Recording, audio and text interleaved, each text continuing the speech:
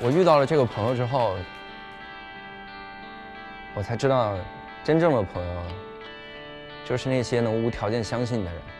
我那个朋友就是无条件的信任我，他坚信我能走上人生巅峰，我自己都不信。我身高1.73米，我能走到什么人生巅峰？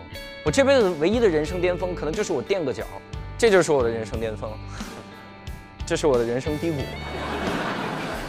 这还挺神奇的，有一个人那么相信你，你自己觉得不行的时候，他突然出现在你的面前，突然把你拉上舞台，突然让你开始说脱口秀。就短短的几天发生了这么多的事儿，我都在想，他该不会就是上天派过来的人吧？他那么圆，我脸这么方，我们俩应该整一个 CP， 天圆地方。所以今天晚上的演出，献给我那个朋友。